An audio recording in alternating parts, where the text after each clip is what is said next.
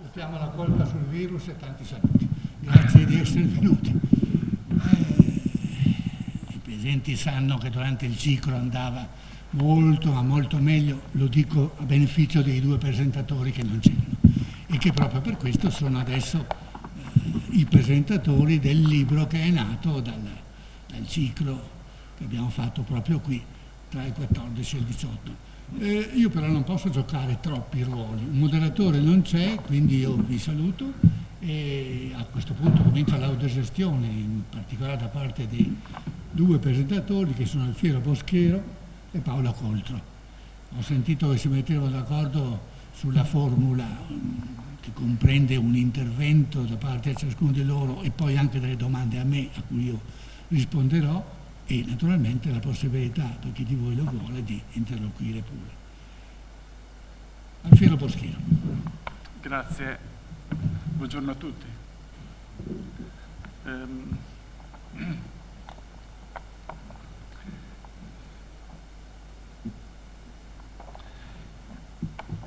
Diciamo che oltre che dunque è un piacere e anche un onore per me, dopo aver ascoltato molte volte Mario Snenghi in questa sala e averne ammirato la latitudine degli interessi, una memoria prodigiosa, l'eleganza della narrazione,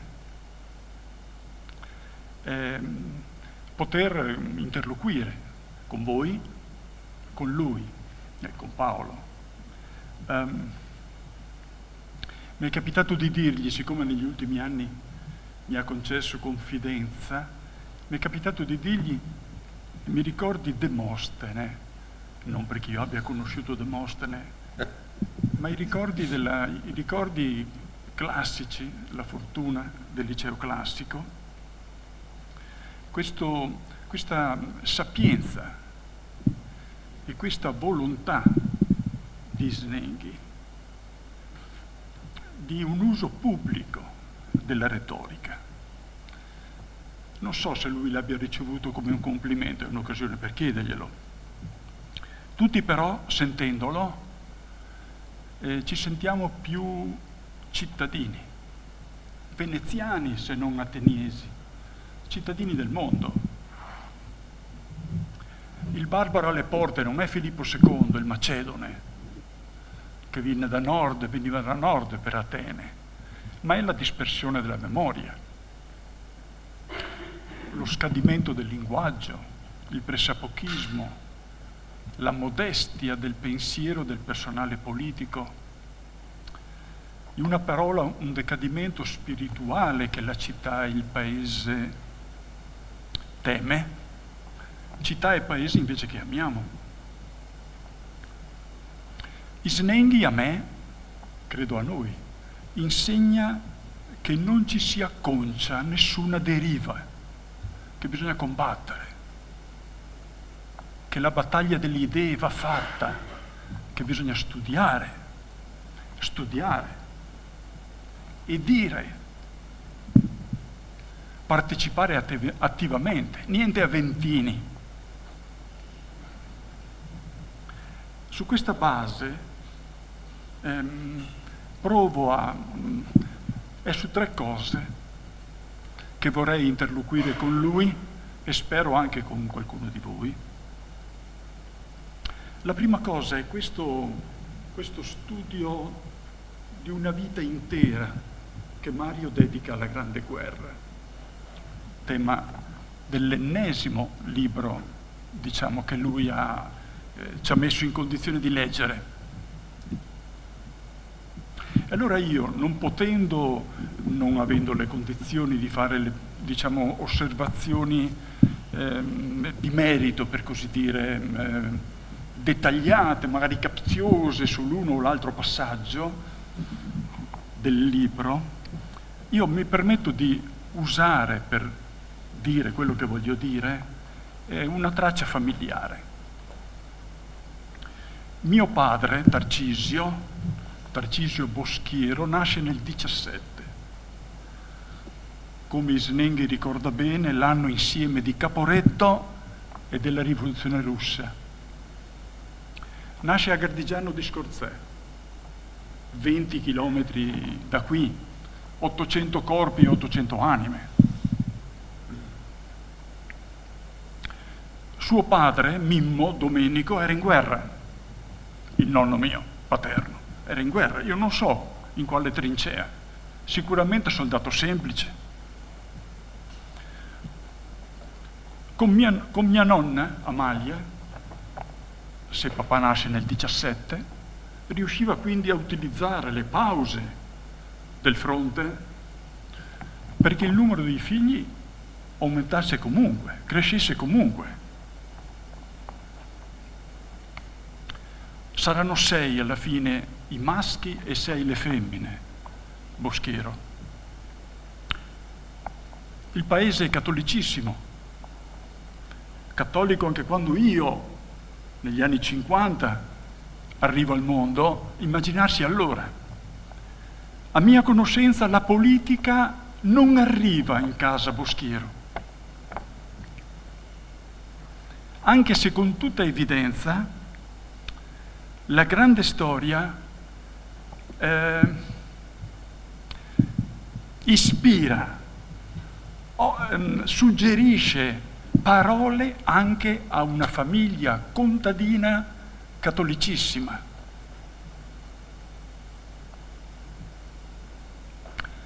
Amalia e Mimmo, in omaggio alla casa reale e alla patria,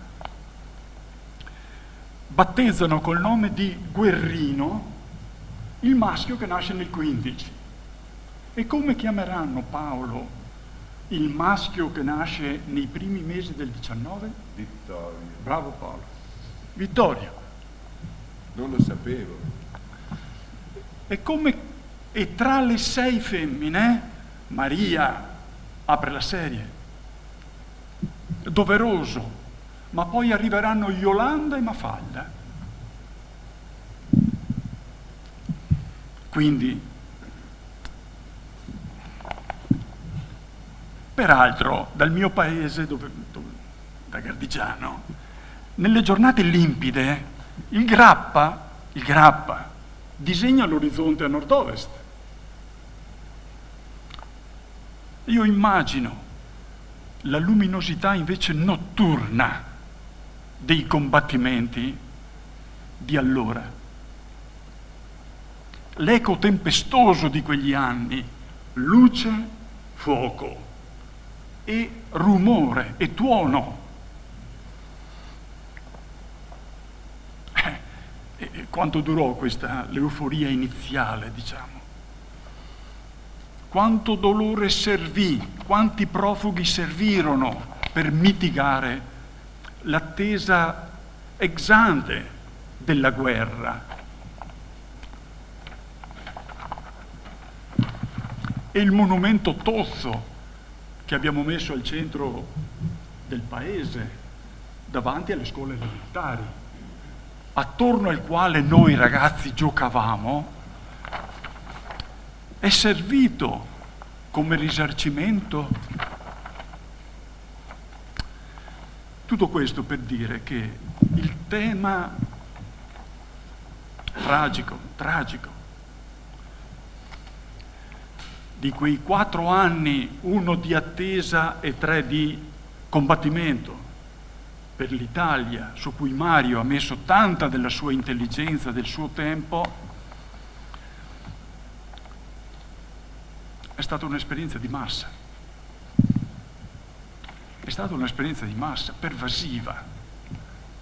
È stata travolgente anche come storia sociale, non limitata alle élite politico-militari, della comunicazione.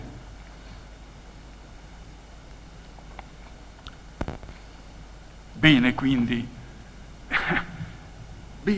dedicare una vita di studio a un'esperienza che non può mai considerarsi chiusa alla comprensione.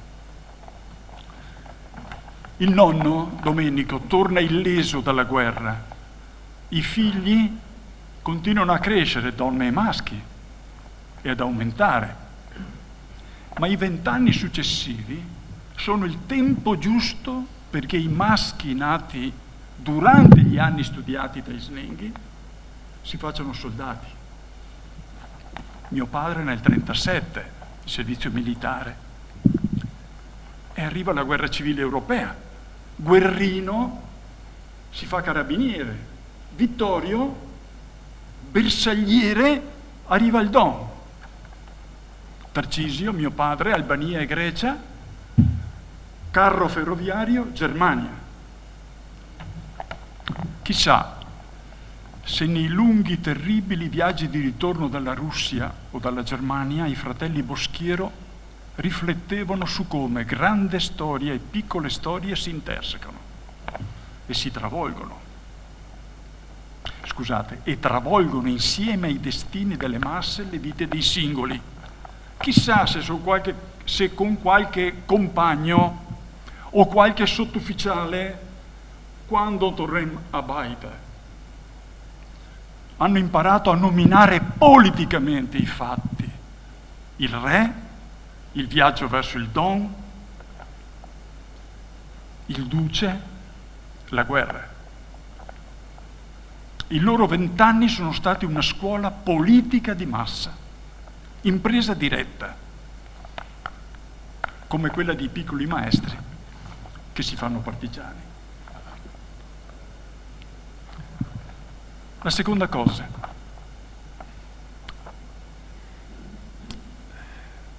lei, professor Snenghi, è partito dai vinti per raccontare la guerra, con un libro di molto tempo fa, adesso recentemente riedito. Ha prestato loro la parola, non si è accontentato degli avvenimenti militari, istituzionali, ha dato spessore umano e sociale alle masse, non ha svilito le cartoline con cui i contadini analfabeti di 20 anni cercavano disperatamente di tenere il filo con gli affetti e la vita. Ma la guerra rimane una tragedia, anche quando si vince. Il suo lato buio continua a presentarsi e non transige. Quando salgo a Cima Grappa, mi è capitato anche recentemente, dopo aver fatto un omaggio al partigiano che ci ha salvato l'onore, vado a trovare Peter Pan, il soldato Peter Pan, lì sepolto, uno dei 24.000, tutti contadini, 20.000 senza nome.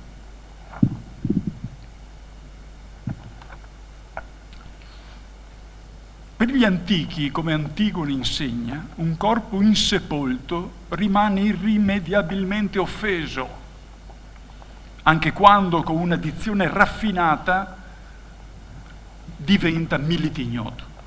Allora, Mario, io le propongo un interrogativo che non riesco a sciogliere e addirittura sono in difficoltà a formulare. Senso della storia umana. Il discorso si fa arduo qui, per me. Allora preferisco, in questa occasione, ho preferito rubare le parole a chi, immerso nella tragedia degli anni 30, nel gorgo della storia della guerra civile europea, Walter Benjamin, le sa usare e sa dar loro potenza alle parole. E mi riferisco all'angelo della storia. Benjamin dice così: c'è un quadro di Paul Klee che si intitola Angelus Novus. Vi si trova un angelo che sembra in atto di allontanarsi da qualcosa su cui fissa lo sguardo. Ha gli occhi spalancati, la bocca aperta, le ali distese, ha il viso rivolto al passato. Dove ci appare una catena di eventi, egli vede una sola catastrofe, che accumula senza tregua rovine su rovine e le rovescia ai suoi piedi. Egli vorrebbe ben trattenersi, destare i morti e ricomporre l'infranto, ma una tempesta spira dal paradiso. Si è impigliata nelle sue ali ed è così forte che egli non può più chiuderle. Questa tempesta lo spinge irresistibilmente nel futuro, a cui volge le spalle, mentre il cumulo delle rovine sale davanti a lui. Ciò che chiamiamo il progresso, Walter Benjamin, è questa tempesta. So che la questione è antica, come Tucidide almeno, e ha trovato testimoni ben più illustri. La guerra, nella modernità, sosteniamo essere la prosecuzione della politica con altri mezzi. Ma vorrei sentire lei, professore, dopo una vita di studio dedicata all'Europa in fiamme, come tratta questo dilemma. A me pare che sia, ogni volta che mi avvicino al tema, no? Perché ho avuto la fortuna di nascere nel 52, non nel 17 e non nel 1890. Me lo sono evitato, questa prova. Ogni volta che mi avvicino sento che è un gorgo che divora vite e che i discorsi che facciamo, che scriviamo, le parole che usiamo, il pensiero deborda, è insufficiente e deborda nello stesso tempo, perché portiamo dentro di noi questo dilemma della condizione umana e neanche gli storici paiono saperla interpretare.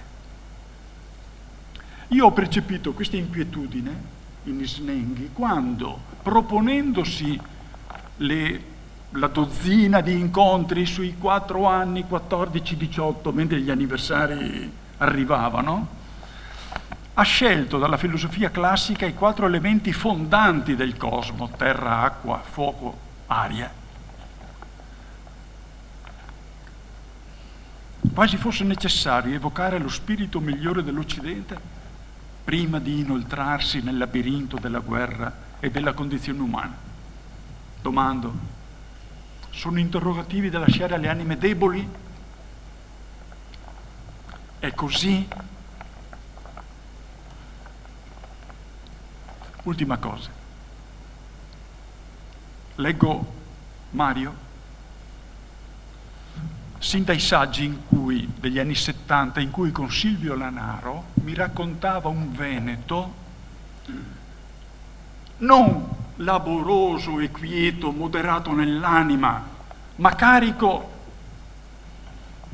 naturalmente e storicamente di conflitti, di contraddizioni, di tensioni. Io facevo il giovane sindacalista e devo ringraziare pubblicamente chi, Mario tra questi, mi dava uno scenario, mi dava il contesto, mi dava la ragione storico-sociale per cui io dovevo imparare,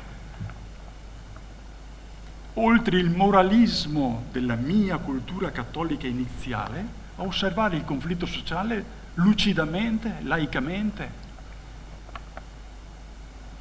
nei rapporti di lavoro, nelle ingiustizie, nelle tensioni, e saperle interpretare dal lato del lavoro. Questo era il mio compito che mi veniva chiesto. Solo da un quindicennio, come diceva prima Mario, ho potuto frequentarlo da vicino e sperimentare che dietro la postura di un intellettuale sostenuto, un po' sdegnoso, ci stanno disponibilità e vocazione pedagogica. Per cui anche esperienze come la mia divengono preziose quando l'analisi storica si avvicina alla contemporaneità. Venetica, la rivista che dirige da anni e che ho l'opportunità di vivere dalla redazione, è diventata per me un laboratorio fecondo, anche grazie alla sua direzione, rigorosa e aperta, esigente e ospitale. Le orazioni civili, come quelle sulla guerra, mi paiono la cifra che più segna il profilo di Mario.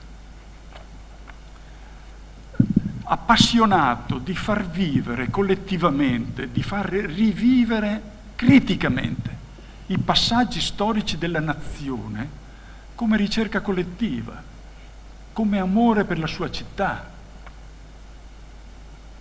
Niente nostalgia, niente intellettualismo freddo,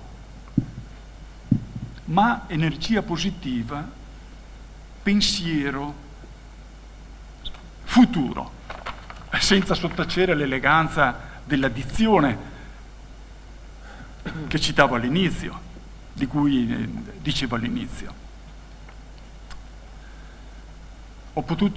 Sono stato tra i promotori delle 10 lezioni in occasione del centenario dell'Unità d'Italia e ho potuto godermi lo scorso autunno-inverno le 9 che Isnenghi ha dedicato a Venezia, con un esplicito messaggio rivolto a tutti noi, ben inteso, di una Venezia carica di risorse, di speranza, non di malinconia, di decadimento. Se non che ci ha messo lo zampino il Covid. Siamo arrivati alla 9ª e aspettiamo l'ultima. 15, hai ragione. Ne abbiamo goduto 14 e manca l'ultima. E io ho una curiosità particolare perché era destinata al partigiano, che, come in Fiori italiani di Meneghello, si poneva il culmine dell'interrogativo di ogni maestro: cos'è un'educazione? Il mio plauso a Isnenghi è questo. Non è uno storico che sta sulla sponda asciutta a contemplare la tempesta. Asciutta sì, oggi. Sì, per fortuna. Ma si fa attore del proprio tempo, militante, engagé. Io penso che abbiamo bisogno di questo, di questi intellettuali, perché ognuno di noi, come dire, trovi l'intellettuale dentro di sé, la capacità di pensare, di non essere specchio pigro della televisione, del refrain, ma trovi il gusto del silenzio, del studio, della riflessione e della parola nella sua città. In questo senso sono grato a Mario, ma penso che anche molti di noi abbiano lo stesso sentimento.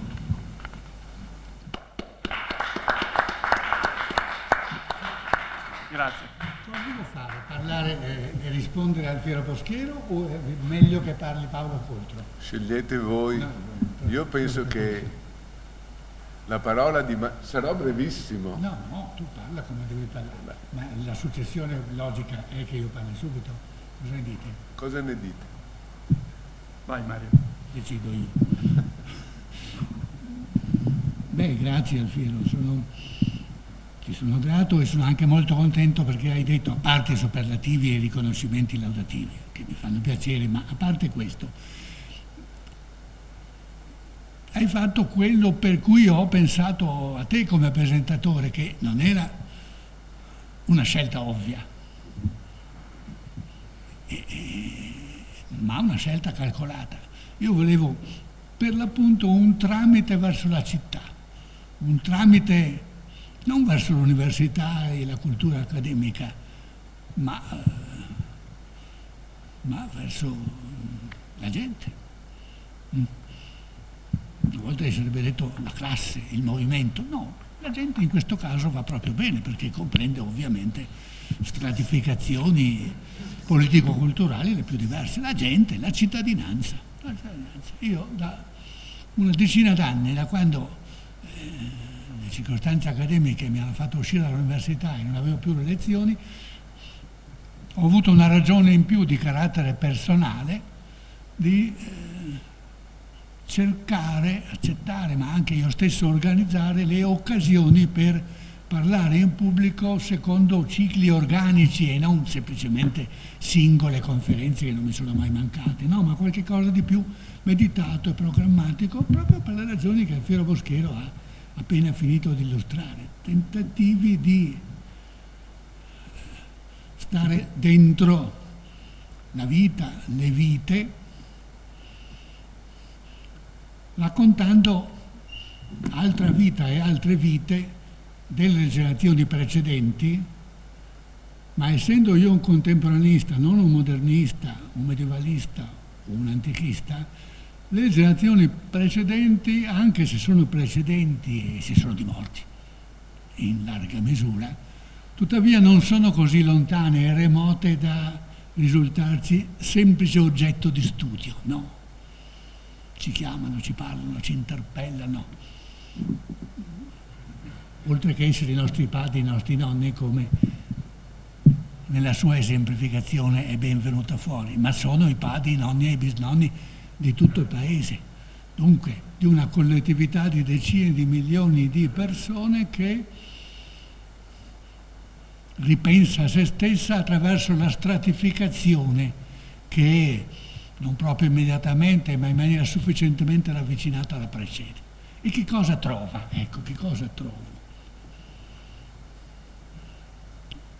E fino ai tempi della tesi laurea, che io lavoro sulla Grande Guerra, ma in partenza erano gli scrittori, gli intellettuali, la mediazione.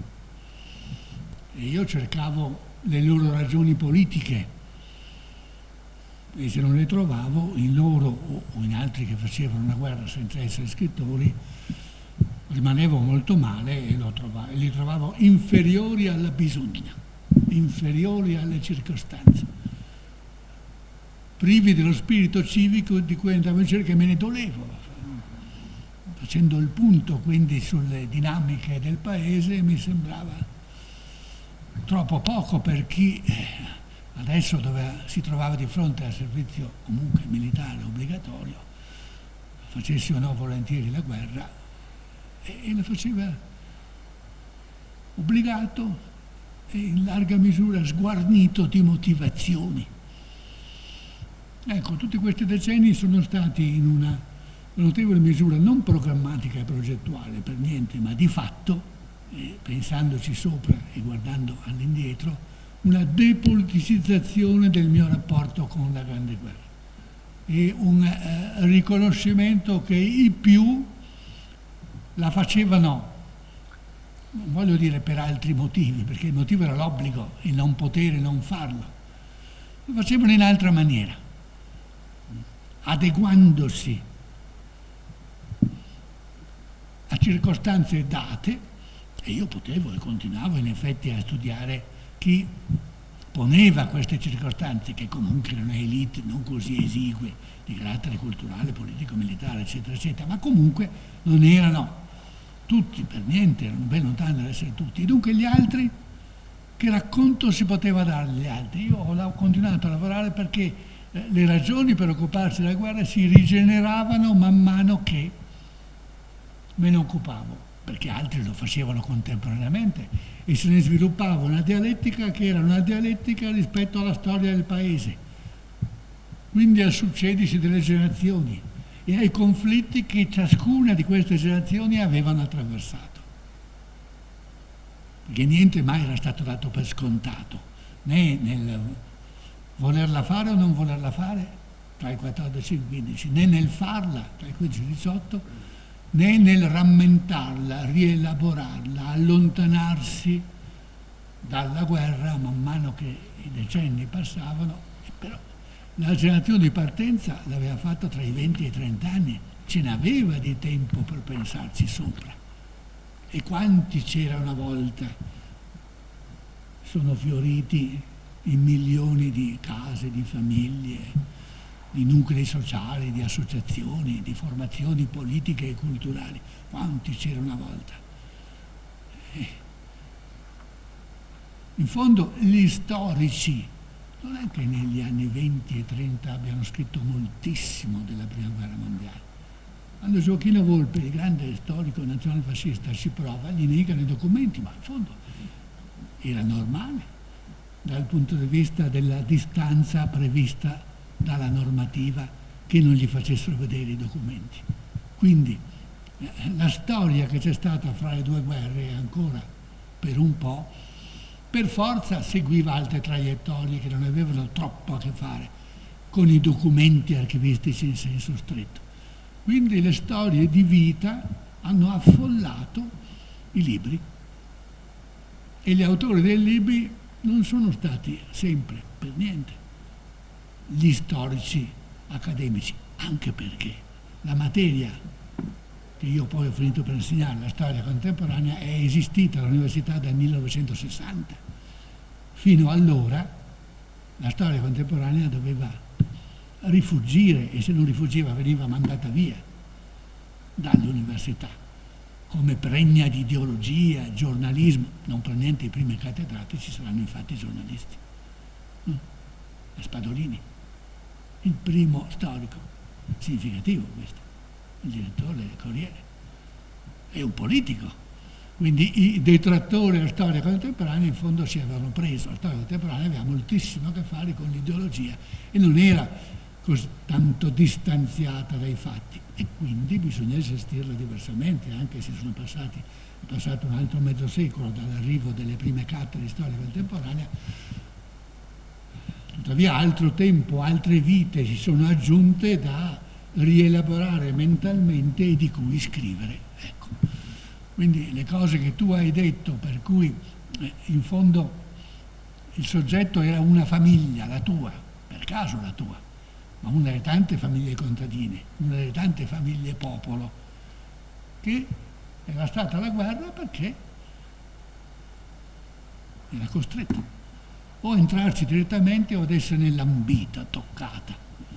Ecco, a quanto pare vi è andata anche abbastanza bene dal punto di vista delle percentuali di morti in famiglia, con tanti che eravate, meglio di così non vi poteva andare. Va bene che diversi sono nati successivamente e quindi non era possibile cronologicamente.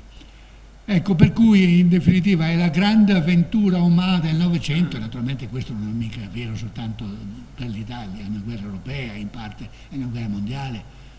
Poi naturalmente le diverse rielaborazioni storiografiche e non, accademiche e non, nei diversi paesi si sono rapportati anche diversamente, nei paesi vinti, nei paesi vincitori. L'Italia era un paese vincitore, ma il fascismo ha preso subito il potere imponendo una certa variante di quelle possibili nella messa a dimora della memoria e della storia della Grande Guerra. Una delle storie possibili.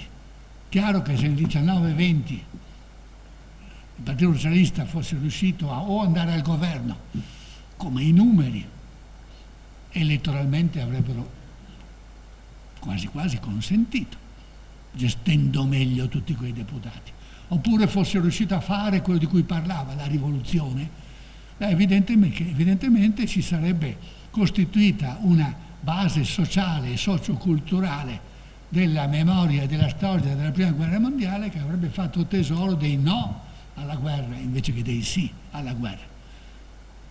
I fatti sono sempre quelli, certo, ma i fatti erano così divisivi e dilemmatici che su questi fatti dilemmatici si sarebbe potuto costruire anche, oltre che una memoria, una storia differente. Ecco perché in 100 anni è sempre stato possibile ricominciare. Non è una ristampa e neanche una nuova edizione, oltre Caporetto rispetto ai vinti di Caporetto, è un altro libro che incorpora anche una storia della storiografia e attraverso la storia della storiografia della Grande Guerra in realtà un'autobiografia. Non per niente, mentre scrivevo questo libro che è uscito da Marsilio nel 18, oltre Caporetto, in realtà stavo già maturando l'autobiografia che poi è venuta dopo. Anche oltre Caporetto è fortemente un libro autobiografico. Potrei raccogliere tanti altri spunti perché la tua relazione al Fiero è stata bella e molto ricca, te ne ringrazio ancora, ma a questo punto la parola deve passare a Paolo Coltro. Grazie. Io non faccio una relazione perché sono di quei vituperati giornalisti che sono portatori delle ideologie e occupano le cattedre di storia. Sì. Ma no, il mio approccio che vorrei riuscire a trasmettervi è quello proprio da lettore molto interessato, da lettore innamorato della storia se volete, ma da lettore. 2 volte lettore, perché questo libro se lo merita. Dovevamo presentarlo qui 6 mesi fa, ne siamo stati impediti da pandemie e quant'altro, e questo ha dato il tempo per leggerlo una prima volta e riassaporarlo una seconda volta.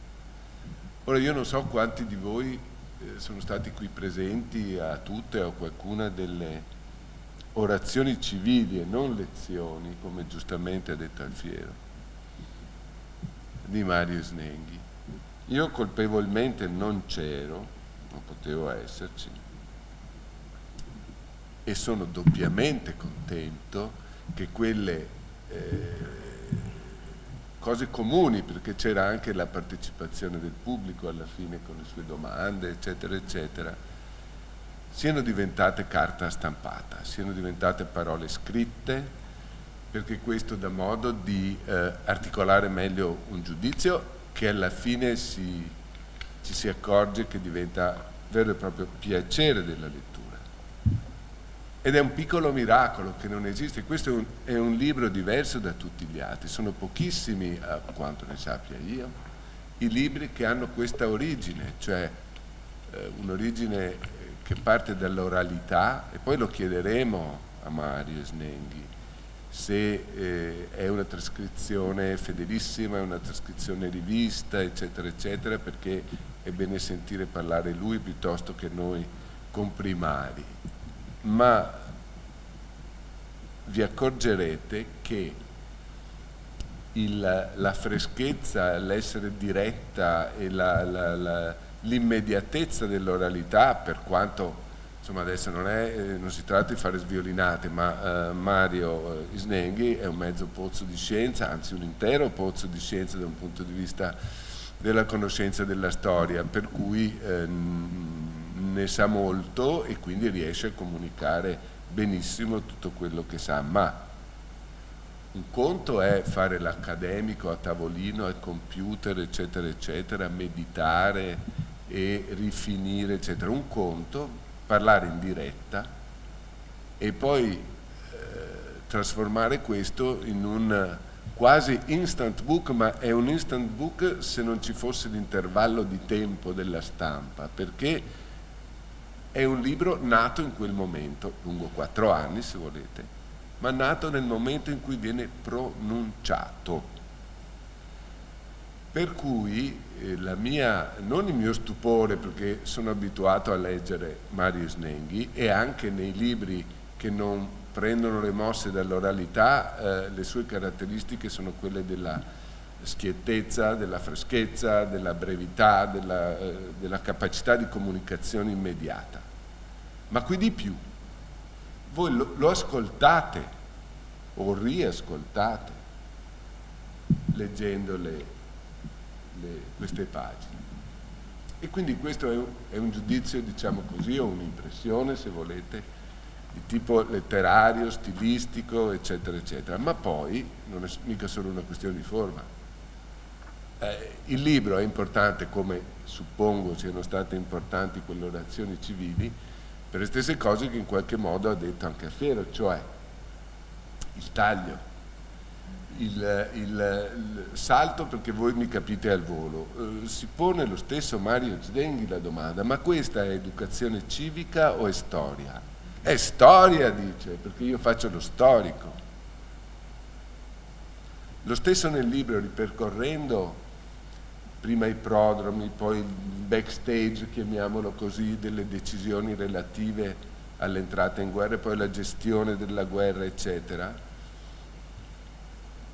Siccome lui racconta la storia di una nazione attraverso i suoi protagonisti, maggiori, intermedi, anche minori, le scoperte di chi scrive, le scoperte dei diari, non solo sue ma anche sue, le scoperte di un cambio di percezione, soprattutto dopo Caporetto, nelle motivazioni e nella spiegazione del perché si combatte.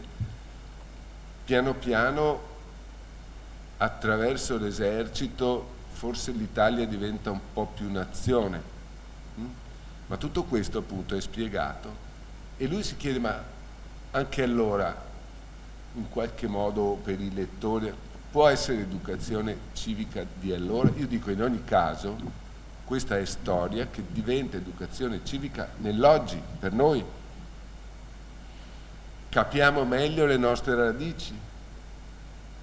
E se mi passate un termine un po' veneto, anzi molto veneto, non so quanto veneziano, capiamo che le nostre radici erano un po' in Torquemada e lui le districa, perché è inutile dircelo, lui non è il mainstream della ricerca storica.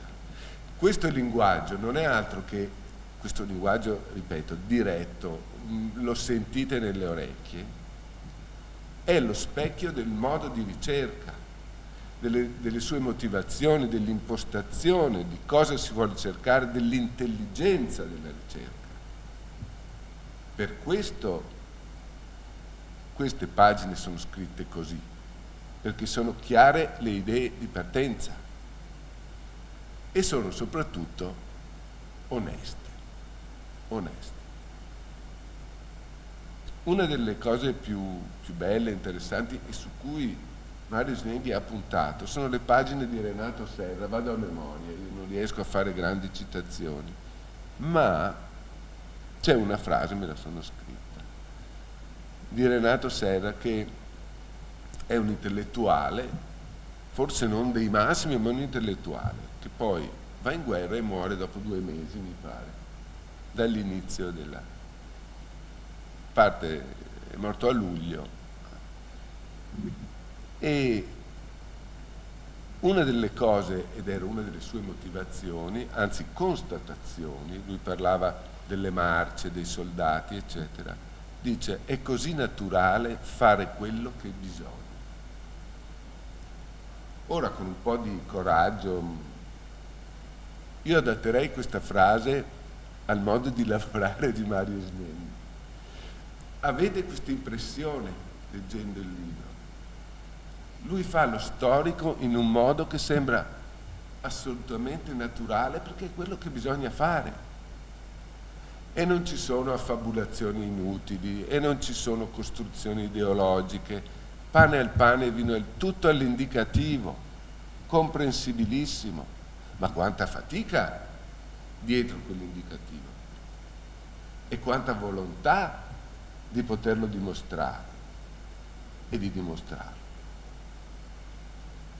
Io finisco dopo, se mi vengono tante cose, ma spero che ci sarà un altro giro. Questo non per convincere voi, che probabilmente l'avete già sentito e che adesso avete la fortuna di sentirlo ancora, ma questo libro non è solo, secondo me, la mia modesta frequentazione della storia, ma è assolutamente un punto fermo sulla comprensione della Grande Guerra. Io non so dire se addirittura più della Grande Guerra scritta a 4 mani con Giorgio Rochat, ma questo di sicuro non vi, passatemi il termine, non vi ammorba con tutte le vicende speciosamente, specificamente militari, il fronte che avanza, torna indietro, le battaglie. No, vi dà il senso degli italiani in guerra, tutti gli italiani, dai pochi politici che comandavano ai soldati che morivano nelle trincee, e con delle chicche, io dico, che nella sua essenzialità poteva strombazzarle anche Mario. Non lo fa, perché non è il suo modo di comunicare, ma quella mezza paginetta su De Gasperi, ce la ricordiamo tutti, sono cose che non avete sentito da altre parti. con la stessa chiarezza che diventa coraggio per il solo fatto di essere chiarezza. Mica è lo scoop degli scoop, però c'è, e da altre parti non c'è, come per decenni non c'è stato. E allora, grazie Mario Snenghi, che mette tutto in fila e vi dà questa impressione, perché prima di tutto c'è stata la sua comprensione e poi la mette a disposizione. È un libro da leggere 2 volte. Grazie Paolo.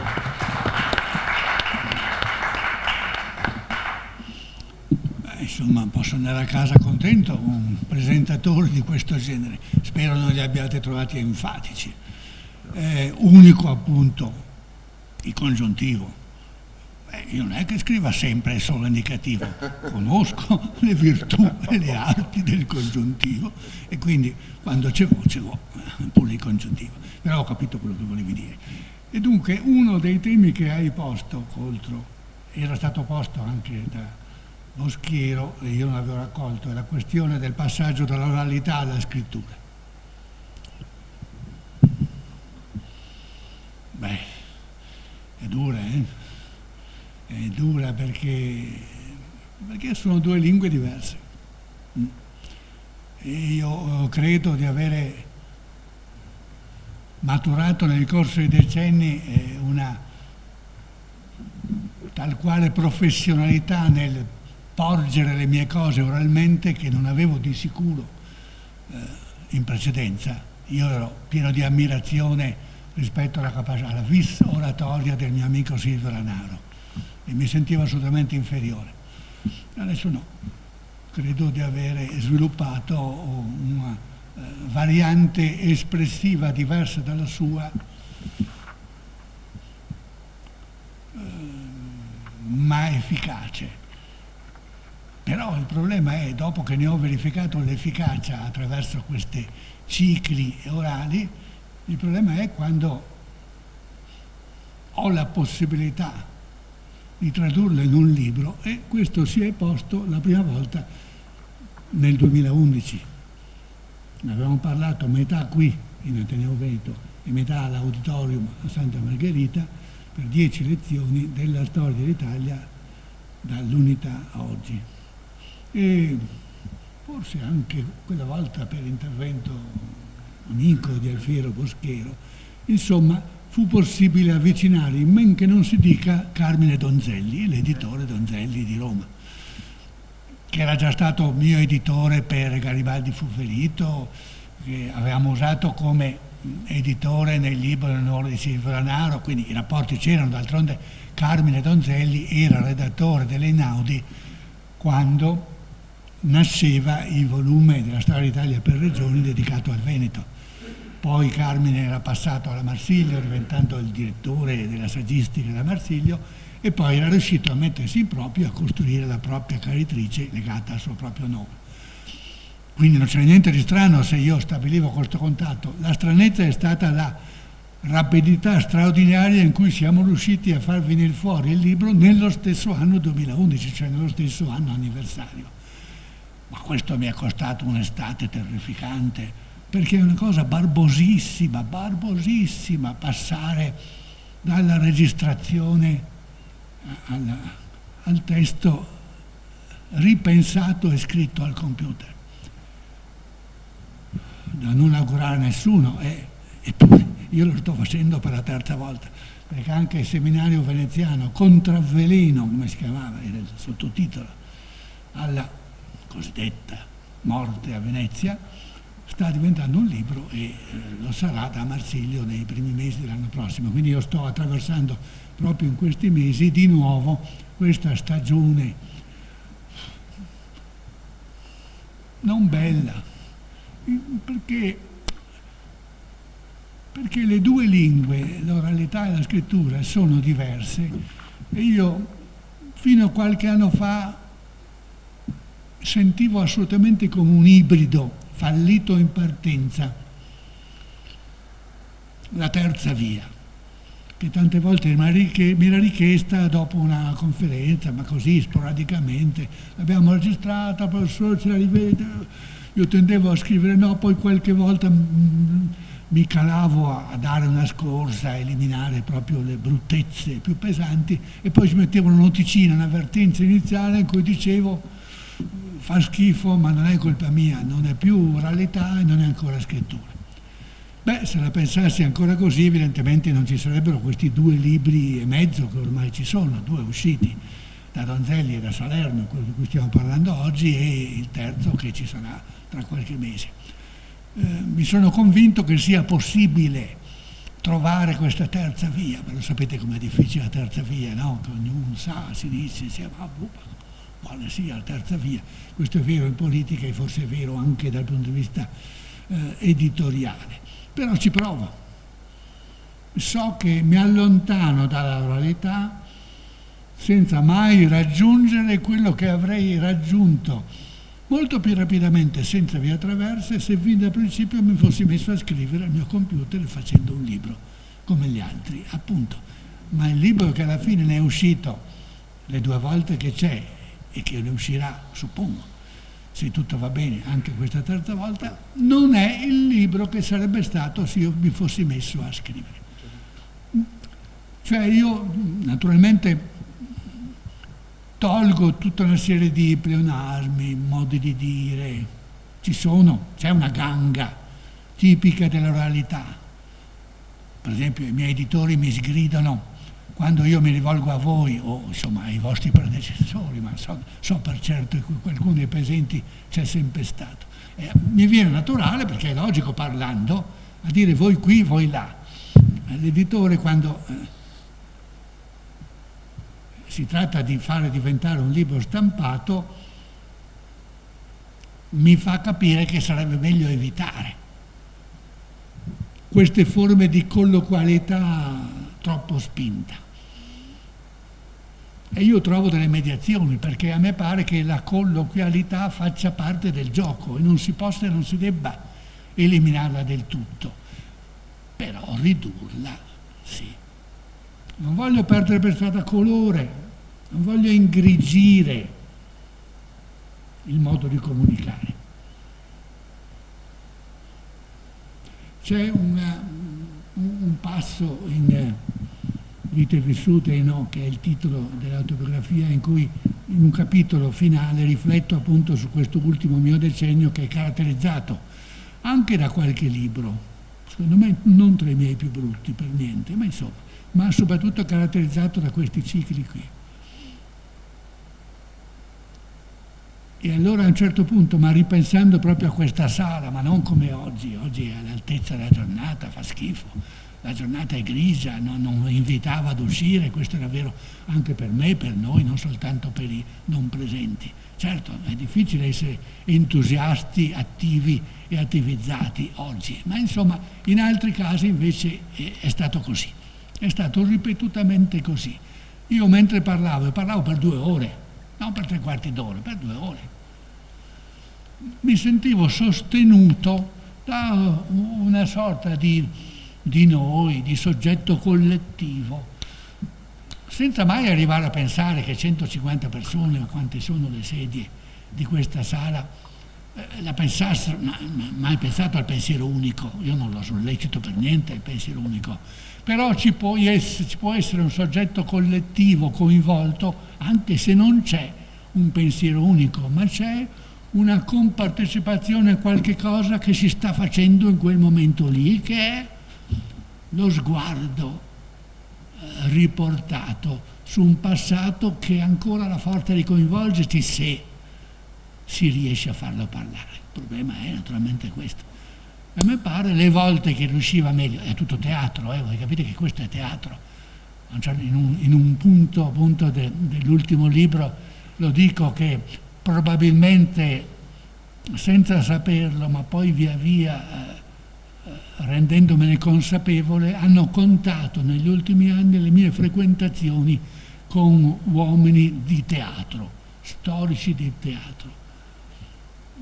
Quando Vite vissute e no sarà presentato qui, tra un mese circa, se la pandemia ci aiuta, tra i presentatori ci sarà non per nulla Paolo Puppa, che è appunto uno di questi teatranti che mi hanno reso più consapevole di quello che in realtà io stavo già facendo. Però non è che fosse naturale quando cominciavo a scrivere oppure a fare lezione, non era affatto lucida e consapevole in me la coscienza che in fondo era una forma di teatralità, quella di cui mi facevo autore e coautore, perché per il teatro il pubblico è indispensabile. Capite? Capite? Togliamolo, capite? No, capite? Certo che capite.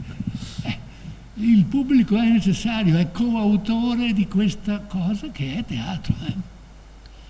Il teatro che non è cinema, non è dato una volta per tutto, a parte che anche il cinema si può tagliare, quindi muta persino il testo cinematografico. Però il testo teatrale muta ogni sera, è diverso ogni volta. Si può essere più o meno in forma, si può averne più o meno voglia, dipende dalle facce che ho davanti. Le sedie vuote non mi ispirano, faccio uno sforzo, ma spero di riuscirci lo stesso. Le sedie vuote non aiutano il parlante. È importante che il parlante si senta sostenuto da forme di coinvolgimento visibile. Quando ancora facevo lezione, era tipico per me voltarmi continuamente la faccia di qua e di là per cercare di vedere almeno nelle prime file come reagivano gli occhi e le facce. Non riuscivo, non ho una vista abbastanza buona per vedere fino alle ultime file di un'aula o di una sala, ma cerco di tenere d'occhio le reazioni, e questo perché serve a portare avanti insieme un discorso. Ecco, io credo che l'elemento caratterizzante degli ultimi libri sia questo, una terza via stilistica.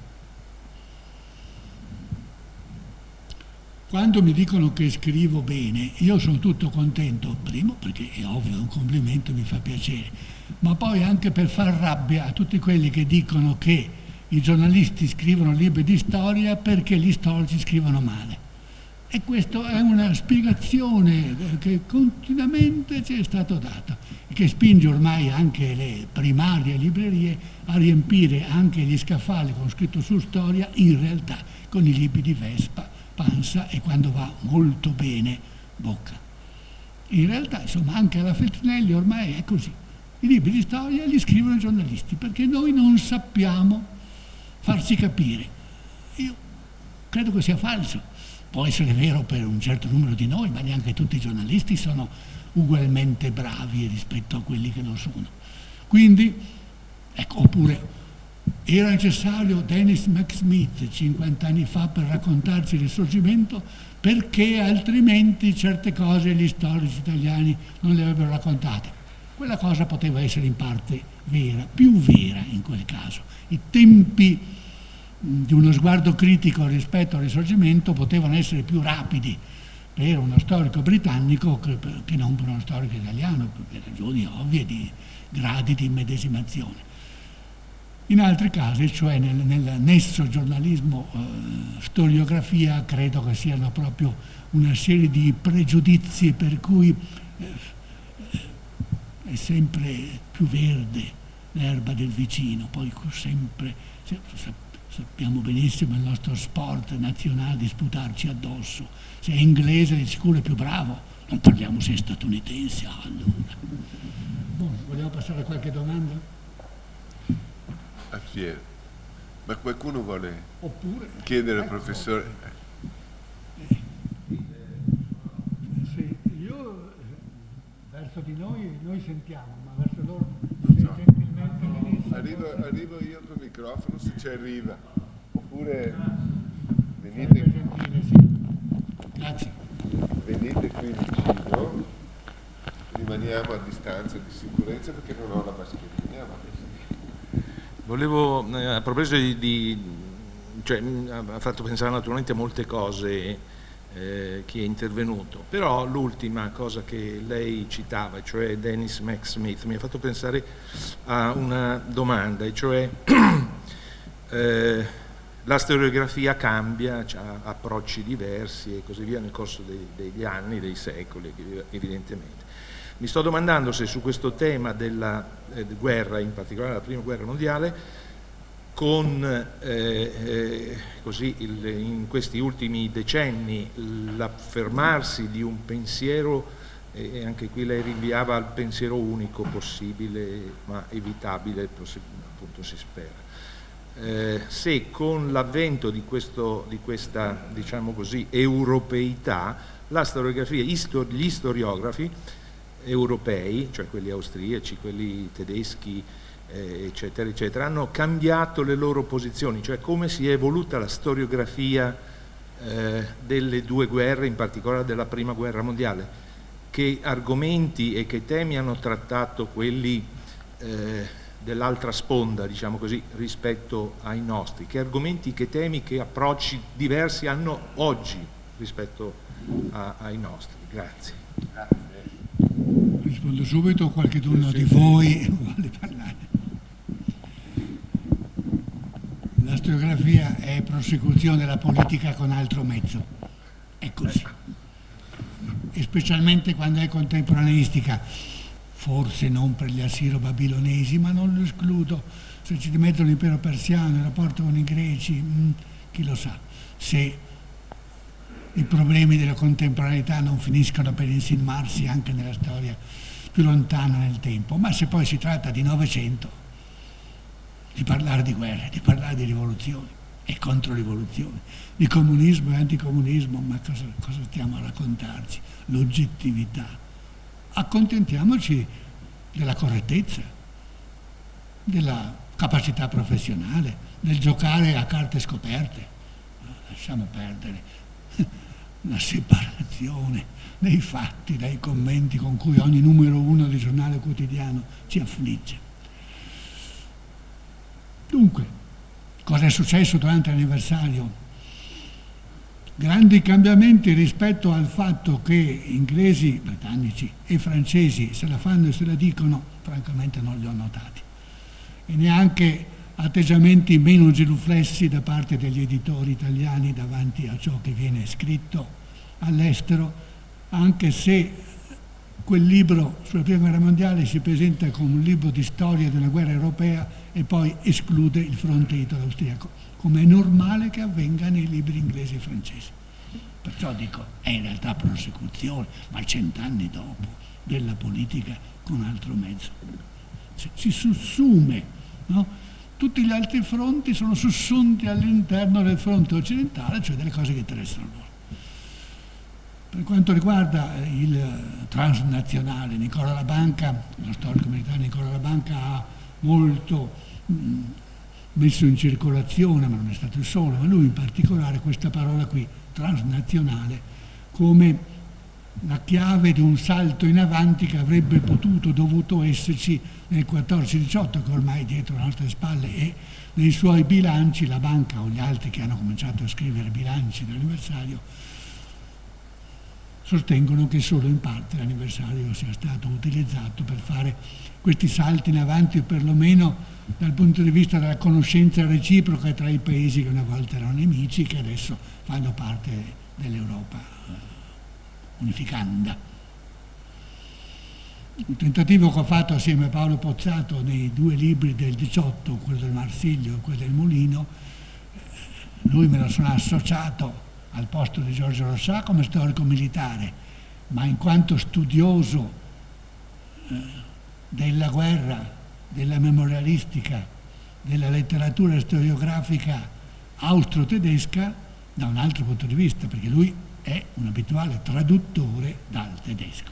E questo ci ha permesso quindi di costruire questi due libri come nel lontano 67 avevo costruito I Vintri Caporetto, un lungo saggio introduttivo e poi un'antologia di testi. Ma quei testi erano testi italiani, questi testi sono metà italiani, metà austro-tedeschi. E ancora non è finita, perché l'impero austro-ungarico comprendeva una dozzina di nazionalità, quindi di lingue. In realtà una cosa completa dovrebbe associare competenze dal punto di vista dell'ungherese, dello sloveno, del croato, e questo non siamo stati in grado di assicurarlo. Per fortuna molti dei soggetti agli Asburgo scrivevano in tedesco e questo ci ha permesso quindi di mettere dentro anche dei testi che non erano di austro-tedeschi. In realtà l'elemento unificante, per rispondere sempre a questo intervento, non solo della storiografia e parastoriografia del recente anniversario, ma già da 25-30 anni, è un altro. Non è quello della europeizzazione, che ha dato luogo anche a, io credo, poco riusciti tentativi di scrivere libri di storia europei, negoziando la verità storica attraverso commissioni interalleate. È una forma anche questa, se vogliamo, di diplomatizzazione del conflitto, non credo delle più felici. No, io credo che nell'ultimo 25ennio o 30ennio che sia, il grande tema unificante sia stato quello della trasformazione in vittime dei militari. Quindi tutti avevano subito una grande apocalittica storia, quante volte la parola apocalissi è stata utilizzata nel 14-18, diventando anche titolo ma comunque criterio. Però non cominciava nel 2014, lo era già, cioè è dagli ultimi 20 anni circa del secolo scorso che le vittime sono state risarcite diventando protagoniste. E le vittime vuol dire morti, feriti, vedove, orfani, mutilati, eccetera. Dunque milioni e milioni di persone, civili oltre che militari. Un grande allargamento dello sguardo che ha fatto conquistare interi settori che la storiografia fino a quel punto non aveva o quasi degnato dello sguardo. Quindi studi benemeriti questi, naturalmente. Meno benemeriti, almeno ai miei occhi, quando diventano criteri di lettura universale, contribuendo a tagliare fuori la storia attiva, la politica, il voler fare e non solo subire le cose comunque volute da qualche altro, per cui se tu vuoi fare storia complessiva devi parlare di chi vuole e di chi non vuole, di chi fa e di chi subisce ciò che fanno gli altri. Se non, ecco sì, ecco, arrivo, anzi. Arrivi anche lei.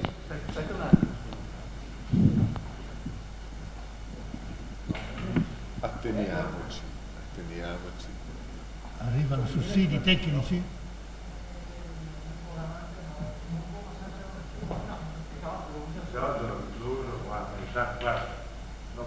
No, non sarebbe previsto che... No, ha portato un altro microfono. Io mi attengo. Il Covid. Avete visto il coinvolgimento? Questo è il soggetto collettivo che si muove, agisce. Penso si possa parlare anche così. Sì, No? Io sento, se sentite voi, viva. Io mi sento... Cioè, arrivo alla domanda. Dai. Arrivo alla domanda, ma in realtà mi sono sentito fortemente coinvolto oggi. Sono stato un antico frequentatore di quei magnifici incontri che hanno accompagnato. Per me sono stati fondamentali. Sì, sono stati fondamentali quei giorni, quei momenti per un percorso mio personale. Noi siamo intrisi di prima guerra, da quando eravamo bambini andavo alla tomba dei miei nonni da parte di madre, c'erano 3 figure che non conoscevo, facevo sempre i conti dei fratelli, gli zii, i prozii, non ci arrivavo mai, e sono 3 morti, 2 sul Carso e 1 sul Grappa, sì, zii di mia madre.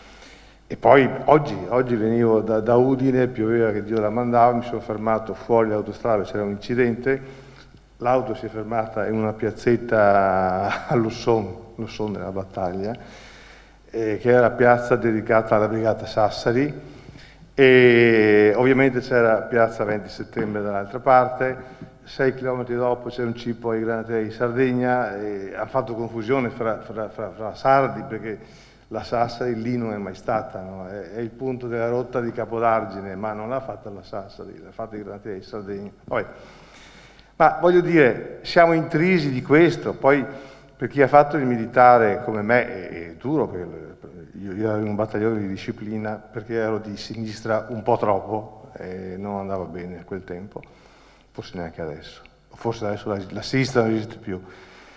E voglio dire, era ancora prima del 74 e quindi la struttura dell'esercito era esattamente quella che è durata per decenni e decenni della Prima Guerra Mondiale.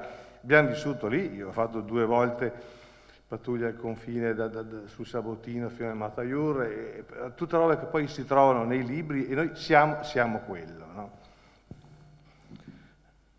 Al punto, poi c'erano le gite da piccoli ai vari monumenti ossari dappertutto, la tomba di Peter Pan, che è una delle cose più emozionanti che ci siano, è veramente, ci sono stato più volte anch'io.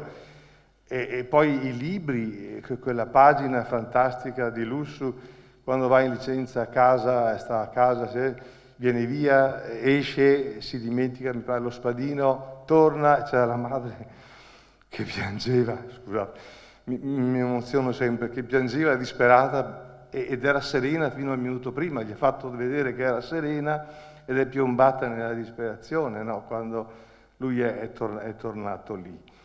Insomma, siamo fatti di tutto ciò che è accaduto allora, no? Il merito quindi di una ricostruzione, non vedo l'ora di leggere, non l'ho ancora preso, non so perché, insomma, questo anno è un anno così, ma lo leggerò. Ma voglio dire, quanto e quale rapporto c'è tra l'essere veneziani, veneti, la Prima Guerra Mondiale, quanto la Prima Guerra Mondiale ci dice dell'essere veneti a noi, quanto pesa nelle nostre formazioni, quanto pesa il ricordo che continuiamo a dedicare a noi. Insomma, qual è il rapporto tra l'essere veneti e veneziani, questo evento immane che ci è capitato, che arriva dal 66, sono quanti? 40 anni dopo l'annessione, no? Il plebiscito, no? Quindi il Veneto era scomparso di fatto come forte elemento da contendere nell'unificazione italiana e non c'era ancora, forse non c'è neanche adesso, una nazione pronta ad accoglierlo, no? Allora, questa guerra, quanto la amiamo per non odiarla, o quanto pesa nell'essere veneti adesso, dopo la caduta della Repubblica, che non era poi tanto lontana? Grazie.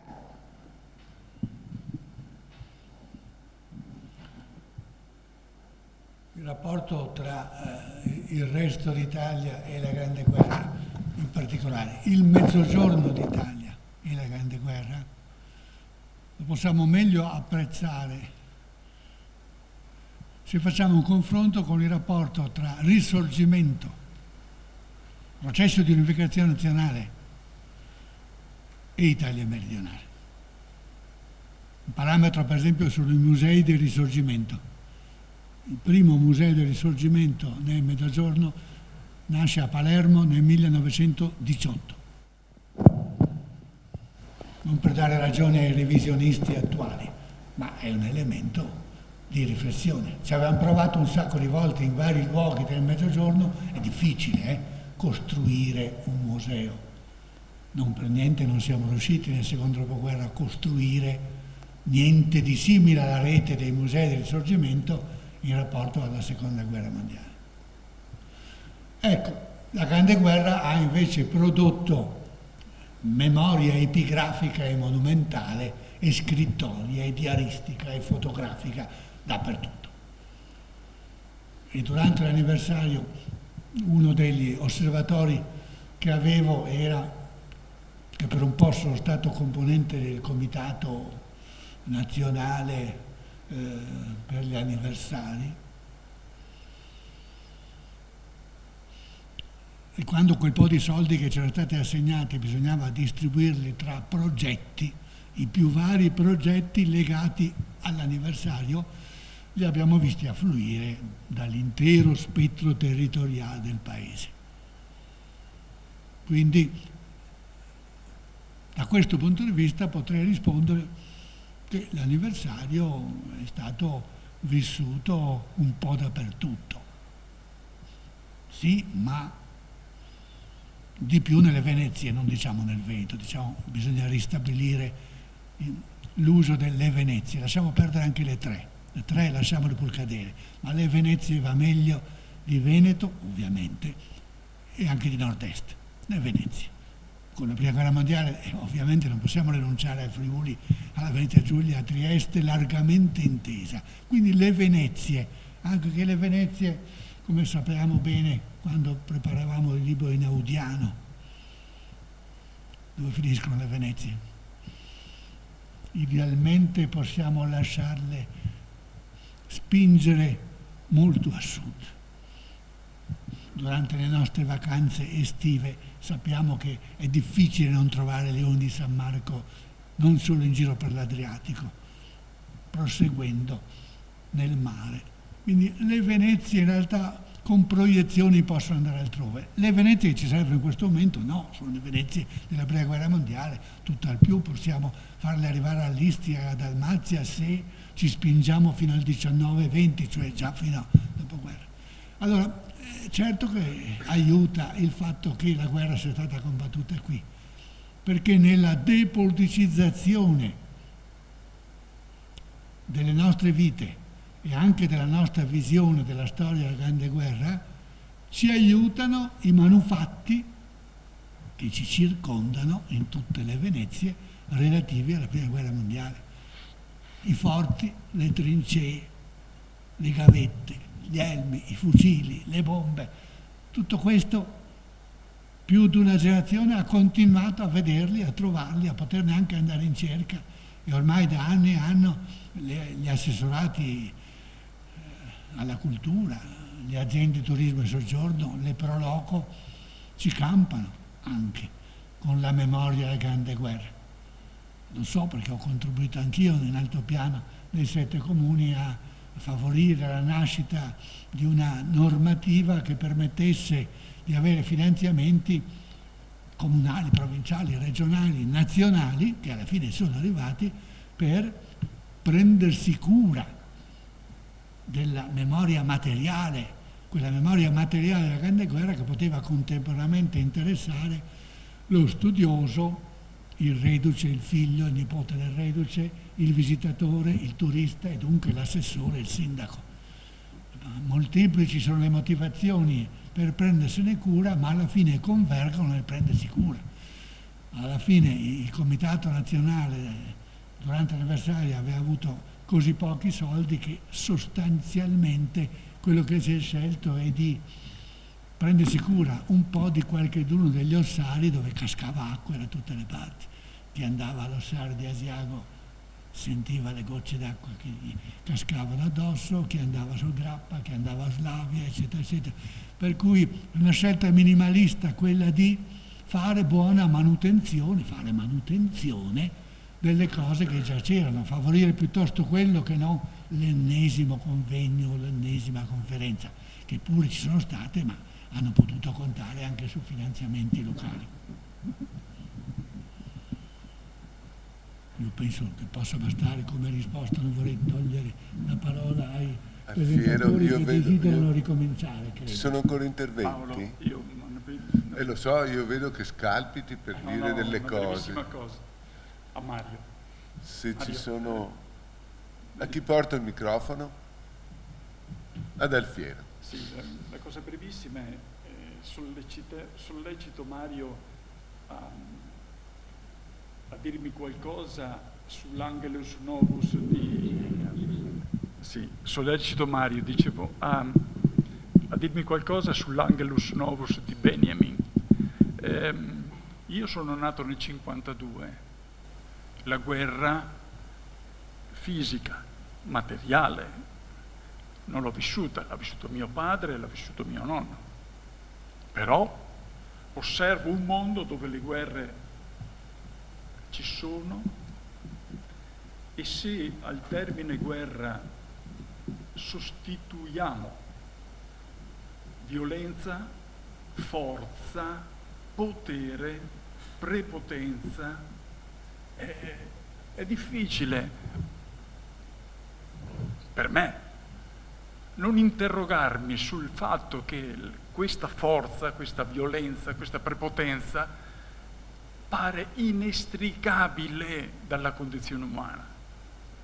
Una guerra finisce, vinti e vincitori, ma questo segno, no, non è un caso che, a mio giudizio, con particolare sensibilità e acutezza l'abbiano sentito questo dilemma chi ha vissuto gli anni 20, 30, in quel coacervo di fatti terribili che stanno tra una guerra e l'altra. E volevo sollecitare Mario a dirmi, no, alla luce di una vita di studi, so bene Mario, io faccio lo storico, fatti e percezione dei fatti. Questa è la base che offro all'insieme che sono anche le lezioni civili, no? E però se è possibile sentire da te anche un ragionamento che magari si addice di più al filosofo, ma al filosofo che sta dentro di noi, all'interrogativo che va oltre il fatto specifico che analizzo, il periodo storico, la guerra grande, l'umanità, il vivere, la tenuta del mondo. Questo filo di violenza e di prepotenza, la forza dall'Iliade, diciamo, no?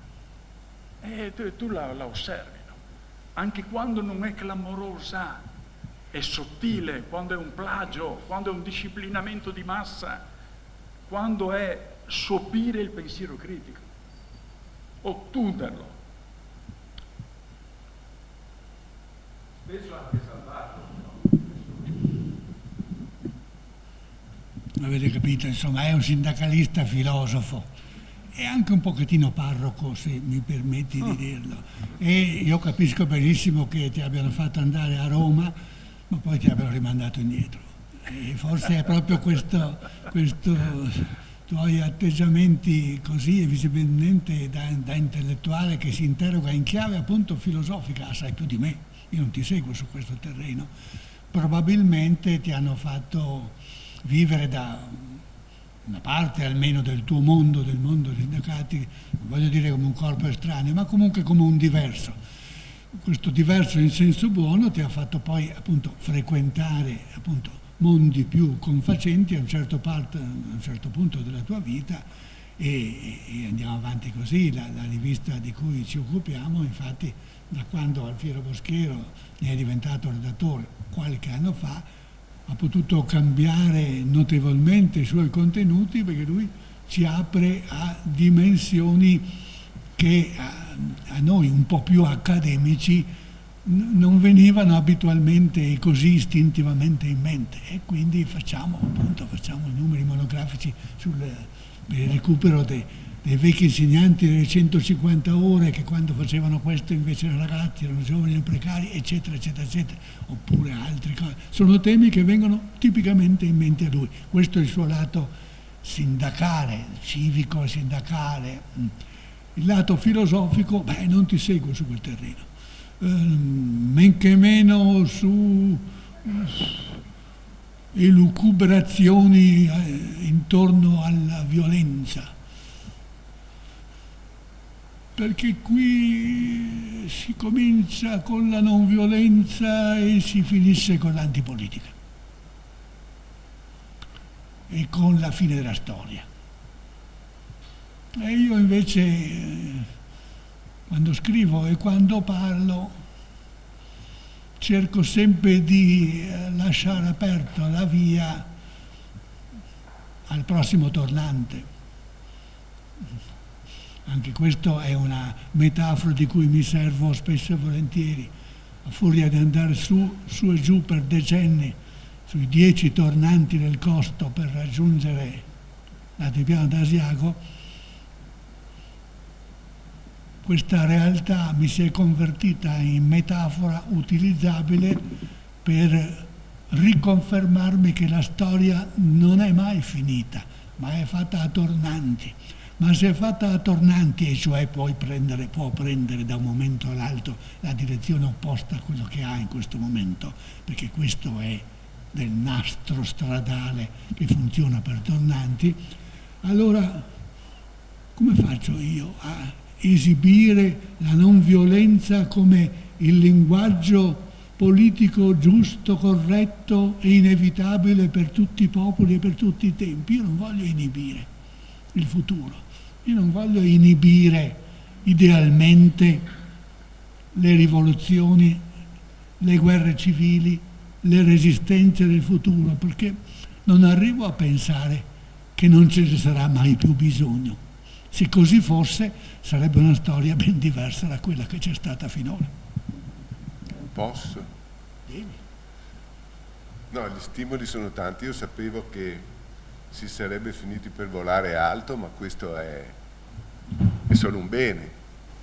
E poi appunto io dico 2 o 3 cose in modo un po' sconclusionato, proprio perché gli stimoli sono diversi, e comincio subito da quello di Alfiero dell'inizio. Dice la retorica nel senso di comunicazione di Marius Negri durante queste orazioni civili. Sì, me l'ero appuntato, Marius Negri è un retore, e però in questo libro, perché richiamo imperiosamente tutti al tema, stiamo parlando di questo libro ed è un tema così affascinante che non vorrei andare troppo fuori dai confini. Questo è un libro assolutamente privo di retorica, scevro nel modo, se ne tiene lontano come se fosse il diavolo, no? E quindi un retore che non fa retorica nell'accezione che adesso ha assunto questo termine, naturalmente peggiorativa, non nell'accezione originaria. Questo è importante. Demostene, no? Poi sempre in modo sconclusionato, l'ultimo intervento di Mario dice esattamente quel parlare e scrivere all'indicativo cui facevo riferimento prima, che comprende anche i congiuntivi della scrittura naturalmente, ma che è un indice di chiarezza se non di certezza, o comunque certezza proposta, documentata. Questo habitus che è mentale e comunicativo è fondamentale per lo storico, che non a caso adopera, come ha appena fatto Marius Negri, il termine elucubrazioni per pensieri che sfuggono a questa impostazione mentale. Poi un'altra cosa sempre molto a braccio. Questo libro è importante perché è uno degli ultimi sulla Grande Guerra, viene dopo e con la gestazione di 4 anni al suo interno, ma viene dopo l'orgia di documentari, fiction, film e tutto quanto che abbiamo visto durante il lungo anniversario. Cose ben fatte, cose raffazzonate, cose solo giornalistiche, cose di storici, anche la presenza di Marius Negri a Rai Storia, per esempio, spesso, e penso anche volentieri, accanto a giovani colleghi. Ne abbiamo sentite un po' di tutte, il bene, il meno bene, non dico il peggio perché non sono in grado di giudicare, ma anche delle cose un po' leggerine, diciamo pure. Ebbene, nel mezzo di quest'orgia questo si distingue, anche uscendo un attimo dopo, ma era vivo in quel momento, per l'equilibrio invece e per la diversità dello sguardo, che non è il solito sguardo, e su questo io insisto, perché l'avere indagato con occhio diverso, non necessariamente controcorrente, ma con una corrente molto più ampia sotto gli occhi, appunto la politica eccetera, e non solo le vittime, le cose, i temi su cui si erano esercitati fior di altri storici, però su quel versante lì, effetti non cause, lo rende un libro diverso. Altra cosa secondo me importante, la nostra generazione, io sono più o meno coetaneo di Alfiero, che vi ha rivelato la sua data di nascita, io non vi rivelerò la mia. Siamo l'ultima generazione che è riuscita ad ascoltare i nonni e abbiamo quindi una memoria storica diretta, magari parziale, ma sentita dalla viva voce. Chi ha voluto farlo? Io mi rammarico ancora di non aver voluto farlo, perché le nostre vite e quella di mio nonno e la mia si sono sovrapposte fino ai miei, mi pare, 13 o 14 anni. Lui ha fatto la Grande Guerra, era del 95. Anch'io aggiungo 2 aneddoti se posso, ma penso che tornare al dentro libro, anche con queste presenze allora vive, possa essere interessante, semplicemente, se no fischiate attraverso la mascherina. Mio nonno era del 95, 1895, ed è partito Fante, l'ha mandato sul Monte San Michele. Non ne parlava volentieri, ne ha parlato pochissimo. Io non avevo l'età per fare domande più di tanto, perché avevo 6, 7, 8 anni quando lo frequentavo così, ma 3 cose mi ricordo benissimo, le uniche 3 cose che continuava a raccontare. 1, la più drammatica. Prima di un attacco, eccetera, eccetera, erano all'alba dietro i sacchetti di terra, pieni di cordiale fino alle pupille, perché li riempivano di alcol, eccetera, e a lui toccava andare a dire ai compagni vicini si parte. Era buio e lui toccava agli elmetti per dire stiamo per, finché al secondo e strisciava nel buio. Lui tocca l'elmetto, non trova l'elmetto, mette le mani nel cervello, perché intanto piovevano le bombe, e mi ha trasmesso una fotografia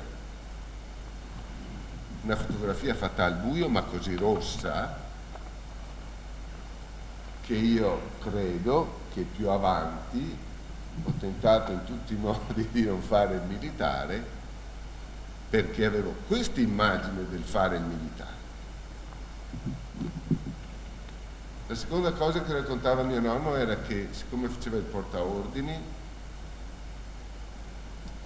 e doveva calcolare le scariche di fucileria degli austriaci per beccare l'intervallo giusto e fare 10 metri senza essere colpito, finché ha trovato l'austriaco che sparava in ritardo rispetto ai colleghi, ed è stato ferito. È stato ferito allo stomaco, ha fatto 3-4 chilometri, non si è trascinato e sopravvissuto.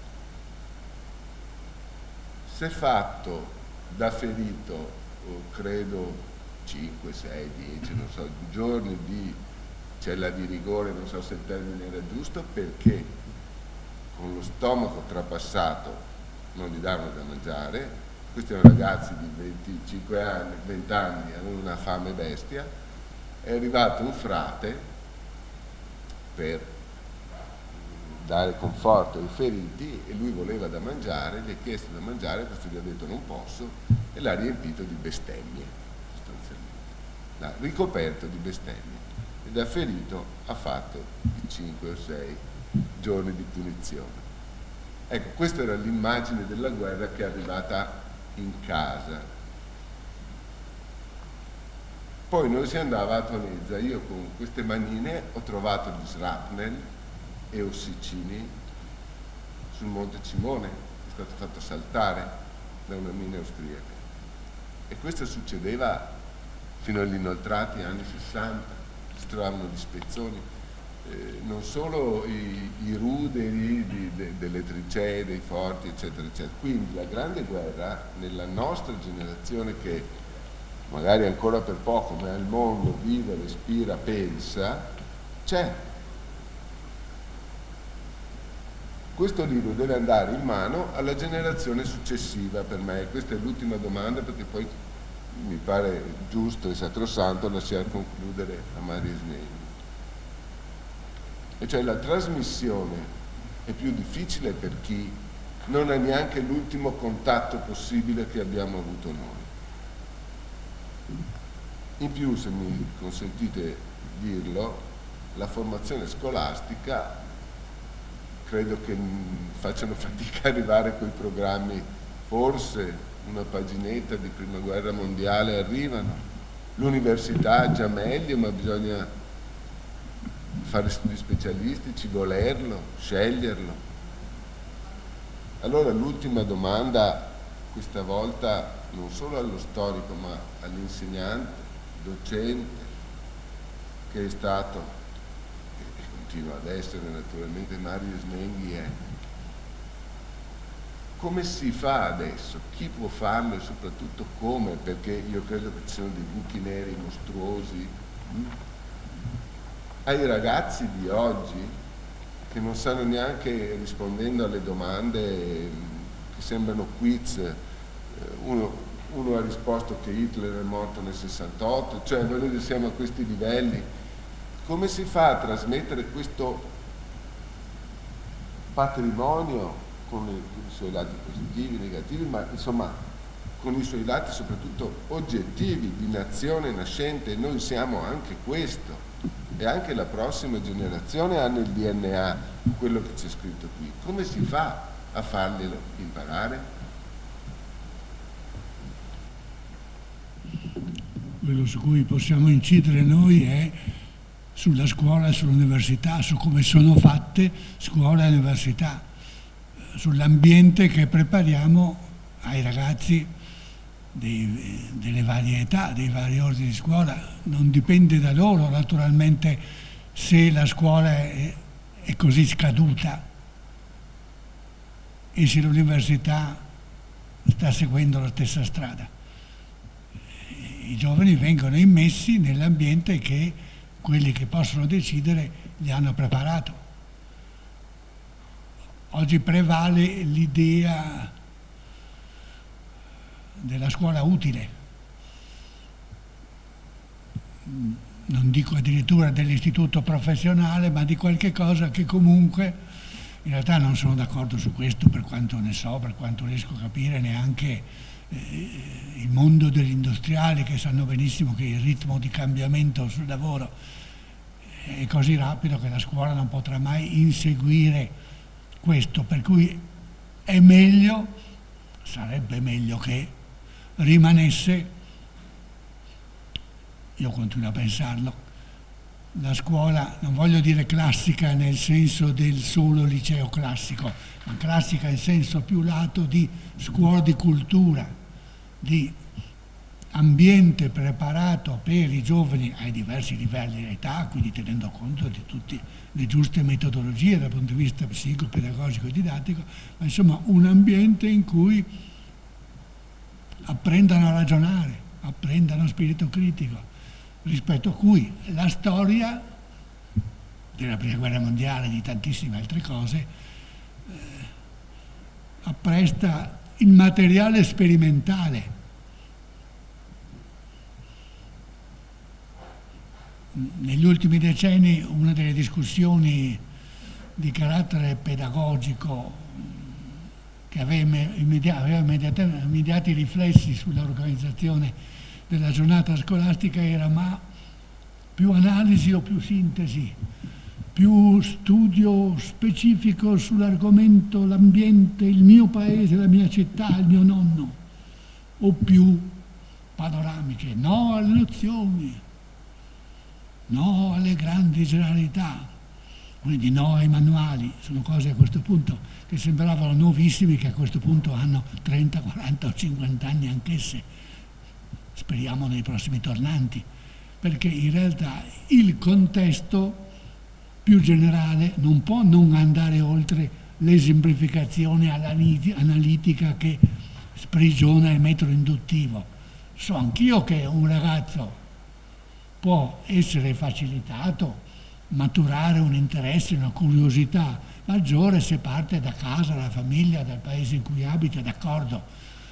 Non ce lo far rimanere però dentro un isolotto, non teorizzare l'isola.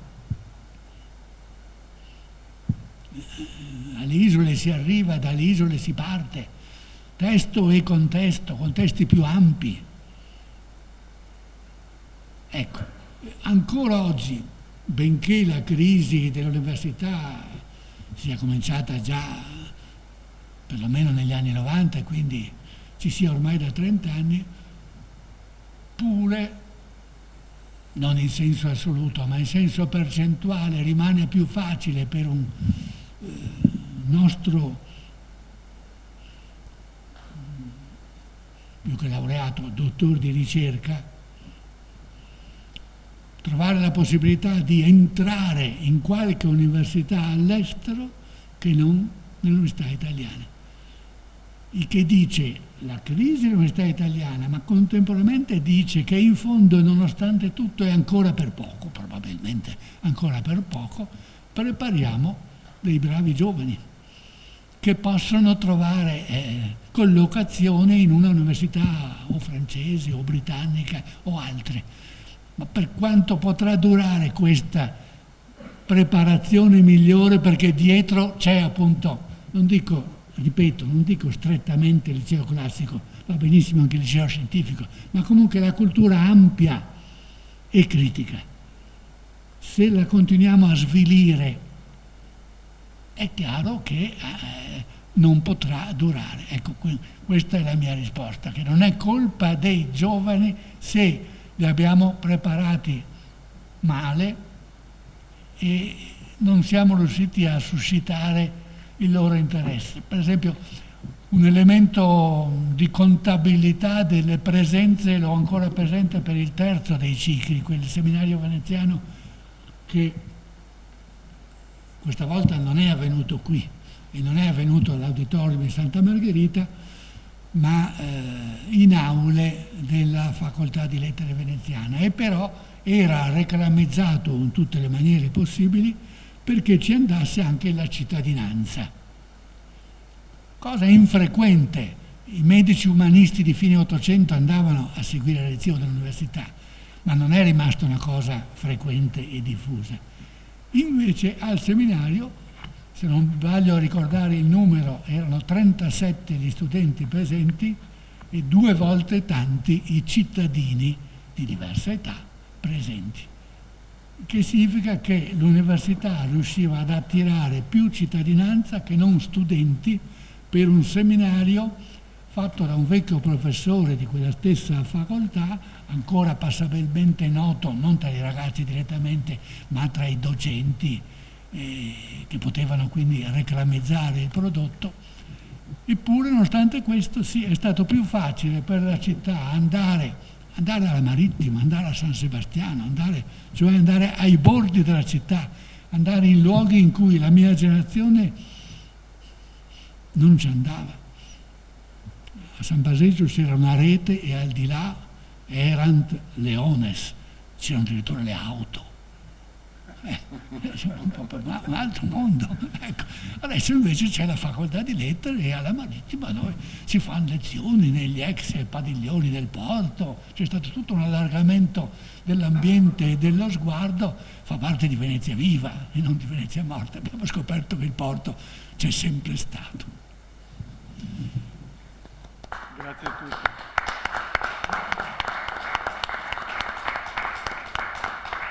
Bene, grazie di essere venuti e Grazie a tutti buon e grazie a ritorno alle Mario. vostre case. Non troveremo la quarta a quanto pare. Evviva! Grazie a tutti. Grazie, siete stati bravissimi.